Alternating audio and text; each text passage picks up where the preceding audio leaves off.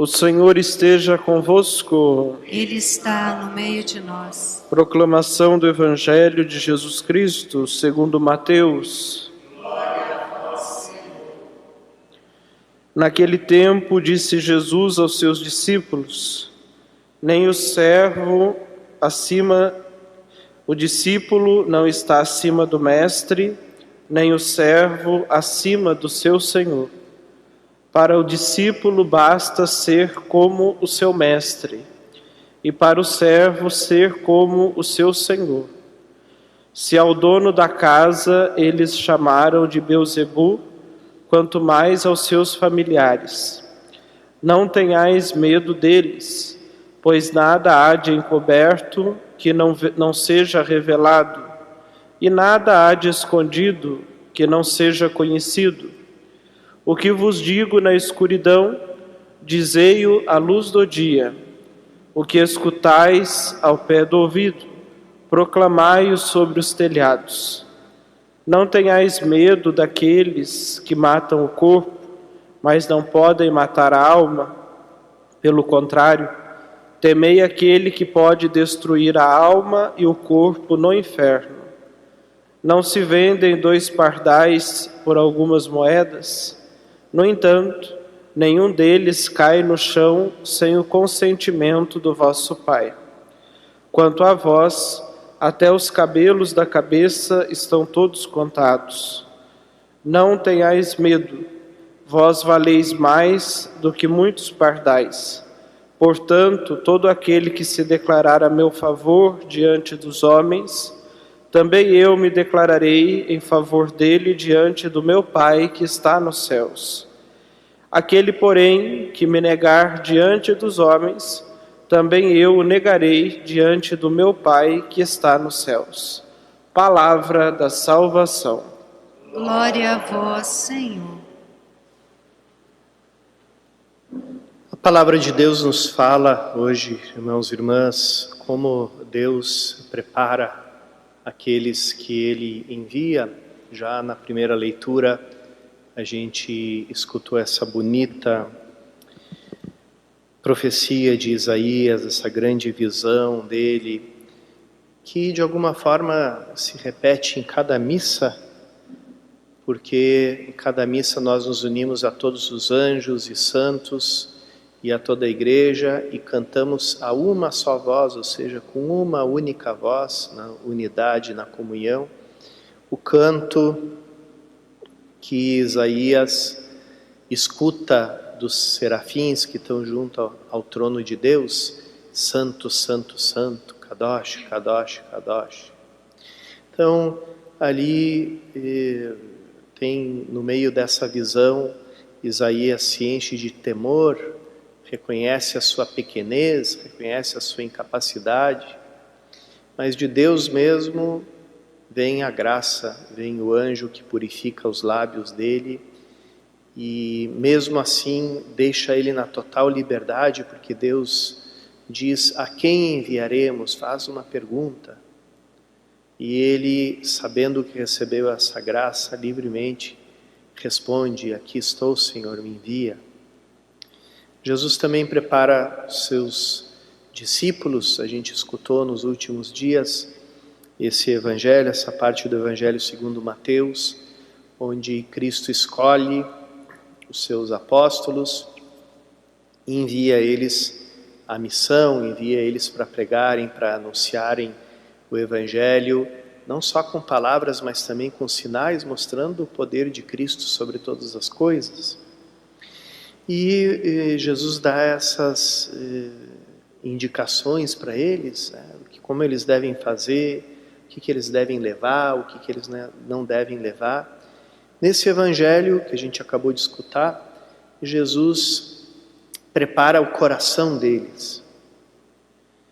E o que a gente escuta quando contempla Jesus preparando o coração dos discípulos? A gente percebe que Ele está preparando eles para uma guerra.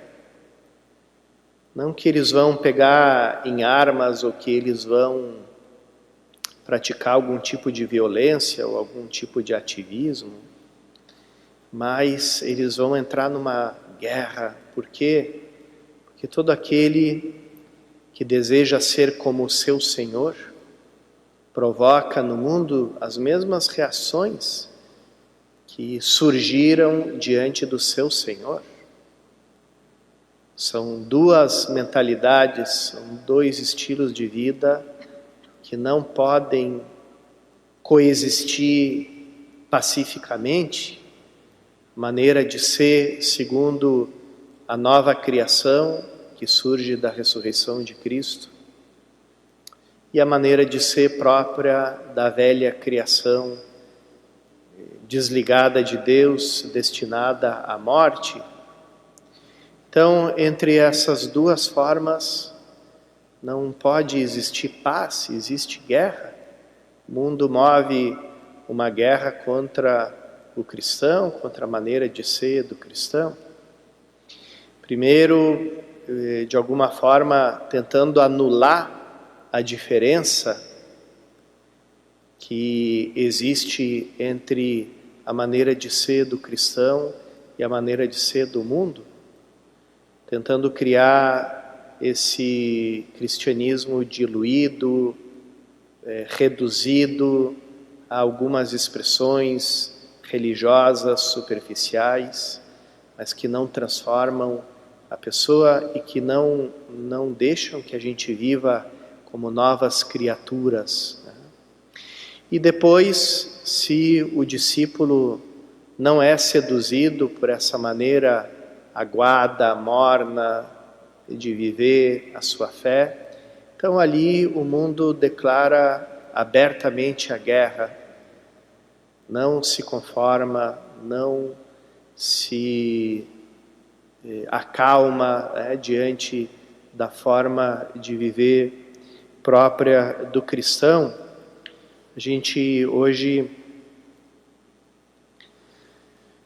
celebra a vida de São Bento e é muito interessante porque é a vida de um homem que deixou tudo para viver uma vida escondida em Deus, para viver no silêncio, na ocultação, né? na vida escondida. Optou por viver a sua vida, dedicar ela completamente à oração, à contemplação. Como ele coloca na sua regra, não antepondo nada a Cristo, quer dizer, não colocando nada na frente de Cristo. Cristo está na frente de tudo, é o primeiro. E esse homem, São Bento, que deixou a sua casa, era de família nobre romana, para viver na solidão, no silêncio, na oração, ele que hoje é considerado, desde Paulo VI foi nomeado padroeiro da Europa, ele bem poderia ser nomeado padroeiro do isolamento social, né? Porque ele deixa o convívio, justamente renuncia ao mundo, renuncia à forma de viver própria do mundo, para viver radicalmente o seu amor, o amor que ele sentia por Cristo, que ele experimentava por Cristo. Ele experimentava que tinha que ser um amor que deixasse tudo, que não tivesse reserva nenhuma, que se entregasse completamente. Por isso ele foi procurar o silêncio, a solidão, a oração, a contemplação. Mas com aquilo, com aquele discípulo de Cristo acontece o que Jesus falou: vós sois a luz do mundo, uma cidade no alto do monte, não pode ficar escondida.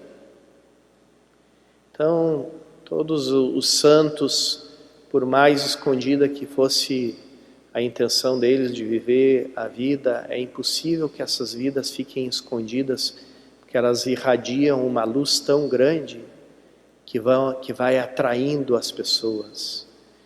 E por isso Em torno de São Bento surgiram discípulos que queriam viver junto com ele a mesma vida, o mesmo desprendimento radical. Esse mesmo estilo de vida de não colocar nada na frente de Cristo.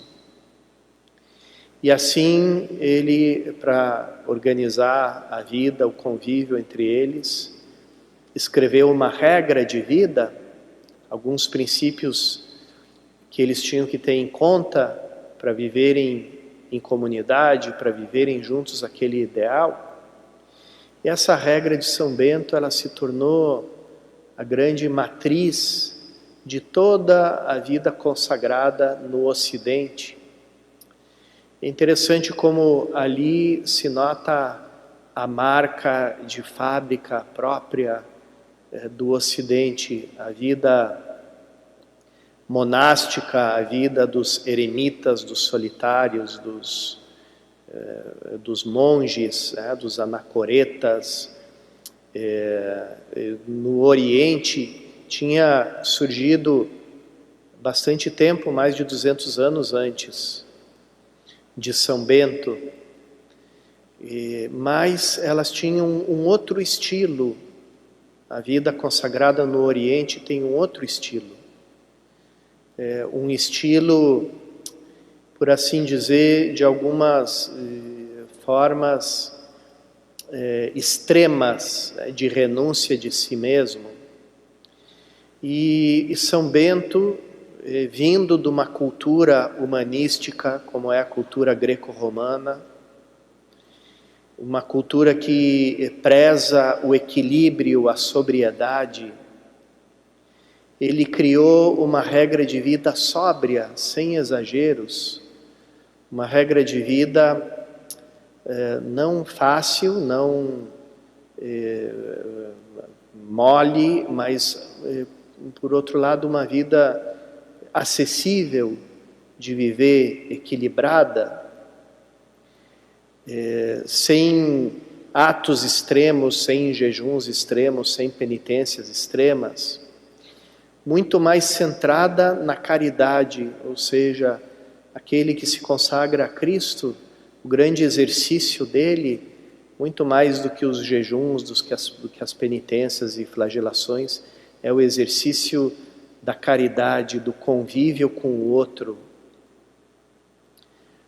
A convivência e a bondade numa vida de comunidade, ela exercita a pessoa na santidade muito mais do que muitos jejuns e muitas penitências. E toda pessoa que tem um pouquinho de experiência num convívio de comunidade, seja na família, seja numa comunidade paroquial, numa comunidade de vida consagrada, ela sabe que a comunidade é o grande ginásio da caridade, é o grande ginásio da santidade, porque está sempre nos obrigando a fazer um exercício, e o exercício que custa é o levar os fardos uns dos outros. A gente vê agora, nesse tempo de isolamento social, muita gente dentro de casa sem ir nas academias. O que fazem? Enchem garrafas de água, garrafas PET, criam sacos de peso para fazerem como que uma academia dentro de casa, levando o peso. A grande academia da santidade é a gente levar os pesos uns dos outros, levar os cargos uns dos outros. Então, ali a gente exercita o amor na paciência, na humildade, sabendo ceder, sabendo compreender os outros, renunciando até a última palavra, esperando o momento propício do outro para realizar certas coisas, para propor certas coisas, para corrigir certas coisas. Então, São Bento centra toda a sua regra na caridade, no amor, na hospitalidade, no lavar os pés uns dos outros. E assim ele cria um modelo de vida comunitária, de vida consagrada, que vai ser uma matriz maravilhosa para toda a vida consagrada no Ocidente. A gente tem visto, mais ou menos nos últimos 20, 30 anos, surgem na igreja, por impulso do Espírito Santo, novas formas de vida consagrada, novas formas de comunidades de vida, de aliança. Aquelas que aprendem a escutar e se enraizam naquelas formas de vida, de convivência que tem a sua origem ali em São Bento, são comunidades que crescem de uma forma sadia, com uma comunidade sadia, com uma comunidade que sabe discernir, que sabe caminhar juntas. Outras que iniciam muitas vezes com fundadores jovens que ainda não terminaram o próprio processo de conversão e já estão liderando uma comunidade, às vezes acabam se desviando e aí a igreja se depara com problemas, abusos no exercício da autoridade dentro dessas comunidades, desequilíbrios, sectarismos, comunidades fechadas em si mesmas, comunidades que vivem um certo messianismo, às vezes doentio, uma série de problemas, que aqui, usando uma expressão emprestada do Papa Francisco, a gente poderia chamar de doenças de infância. Por isso é bom que essas comunidades novas olhem para os seus irmãos mais velhos e principalmente olhem para São Bento com que equilíbrio, com que sabedoria, com que amor, com que caridade é colocada aquela forma de vida dele. Pois aqui a gente poderia continuar falando por muito tempo de São Bento, porque ele realmente mudou a face da Europa. Hoje em dia as vias e as estradas principais da Europa estão montadas em cima das estradas que iam de um mosteiro beneditino para outro. E os mosteiros foram uma grande reserva de civilização, de cultura, na época que a Europa estava sendo varrida pelas invasões bárbaras.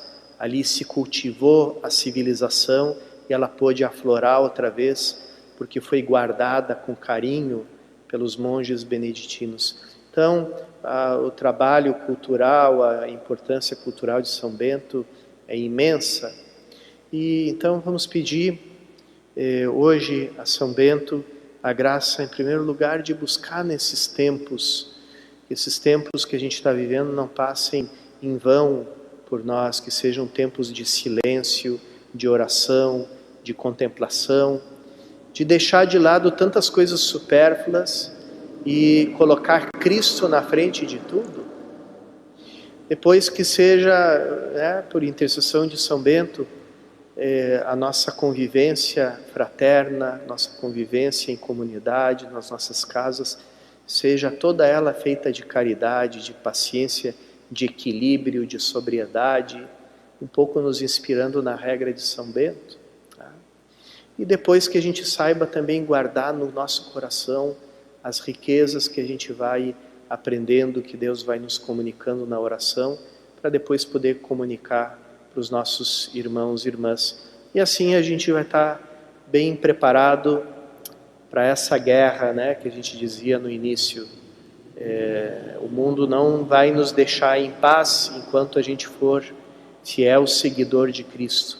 Peçamos, por intercessão de São Bento, a fortaleza para ser autênticos apóstolos.